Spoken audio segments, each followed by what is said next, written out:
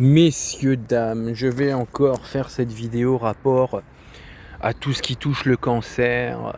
Parce que c'est vrai, en ayant reparlé de ça dans la triple vidéo rapport à mon ancien employeur, je réitère encore une fois, je le confirme, bon, c'est vrai que j'en parlerai pas trop, comment dire, en dehors des caméras. Tu sais, j'en parlerai pas trop en groupe parce que tu sais très bien que les gens sont tellement idiots, tu peux pas parler avec.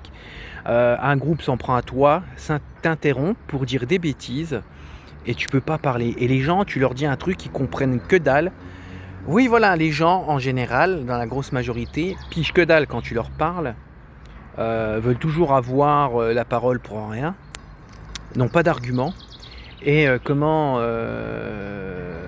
ouais, ils pigent que dalle. Et puis comment t'expliquer le truc et puis tu te fais insulter pour rien. Voilà. Donc c'est vrai, messieurs, dames, je vais en revenir sur le cancer. Comparé, par exemple, moi, je vais parler de dépression. Voilà. Le cancer, c'est une maladie à la mode.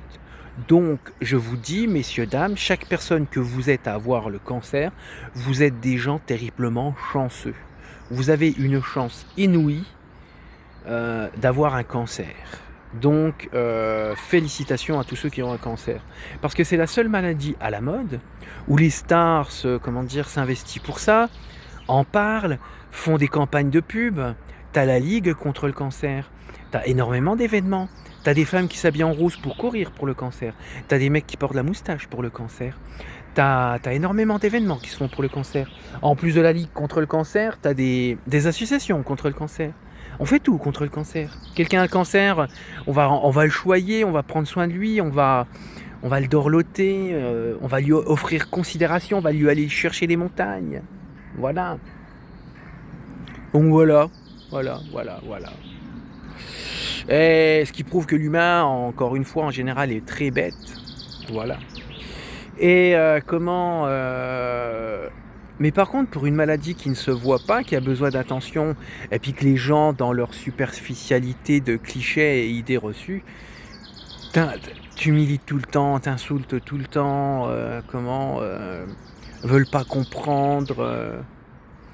C'est n'importe quoi, c'est n'importe quoi. Et voilà, quand une maladie est invisible, qu'elle n'est pas, qu'on ne peut pas la remarquer par,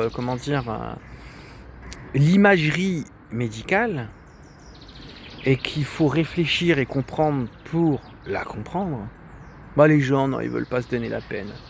Ils retombent dans leurs idées reçues. Voilà. Donc alors tu fais ce que tu peux, t'es bloqué, t'es dans une prison psychologique. T'as besoin d'aide, t'as besoin de compréhension, t'as besoin d'aide aussi pour le noyau qui a causé ta dépression. Non, les gens restent, dans la superficialité, restent dans le cliché, te regardent en riant, donc vous connaissez le truc. Voilà.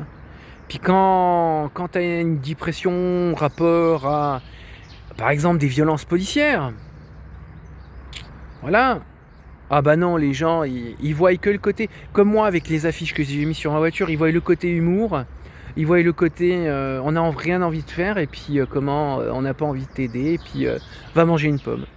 Franchement, vous êtes ridicules, messieurs, dames. Donc, pour conclure cette vidéo, relisez-la si vous n'avez pas compris. Avoir un cancer, il n'y a rien de plus beau.